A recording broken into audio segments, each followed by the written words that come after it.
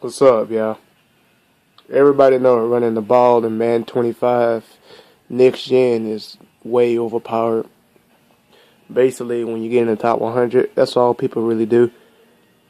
They just run strong power, stretch, any type of overpowered run plays where you got a bunch of pulling guards. Now, I've seen a bunch of YouTube videos where you could hold down R2 to try to turbo in the backfield. But the problem with that is if your safety don't get there, you can give up a touchdown or a huge gain. And to get a 4-yard loss, maybe 3-yard loss, it's not worth giving up 50 yards or 7 points. I mean, that's just how I feel. But what you want to do to stop these overpowered run plays is to have physical secondaries, corners that block shed and stuff. So just look at your corners block shed attributes. If they're in the 40s, they have a chance of getting pancaked, by tight ends or good blocking receivers. So what you want to do is pick a team like Kansas City or Seattle or any team with a physical secondary whose block shed is 60 or higher or anything above 55, and you should be able to get them block sheds off the receivers to come help and run support. Because the big runs come when your DBs get knocked off their ass and they can't contain the run. And the pulling lineman go pick up on your safety.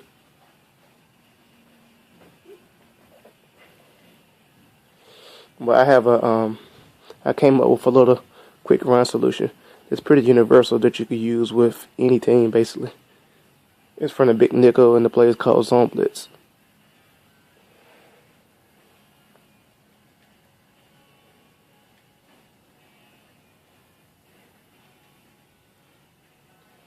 Of course, I'm going to pick the most overused play in the game, the pistol ace power.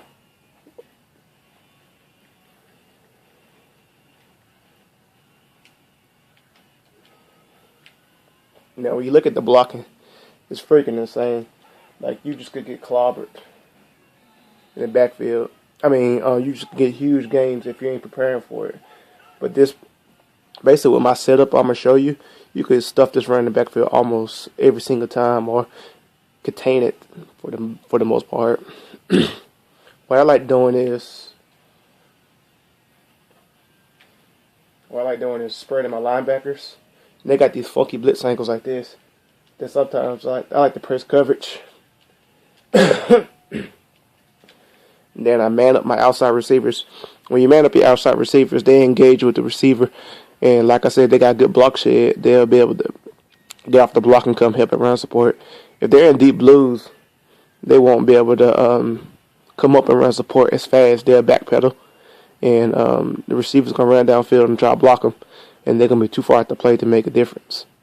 And after you do that, you got the chance to, you can globally blitz both your outside linebackers, but you don't have to. I like doing it because I feel like it seals the edge better.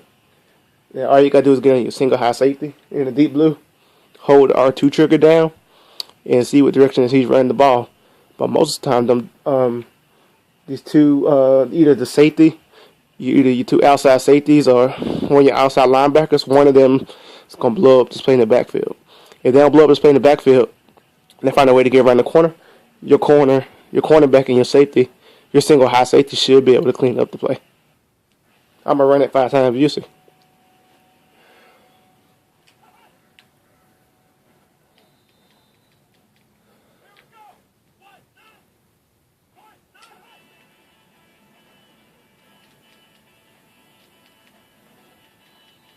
I forgot to do my setup. I'm sorry.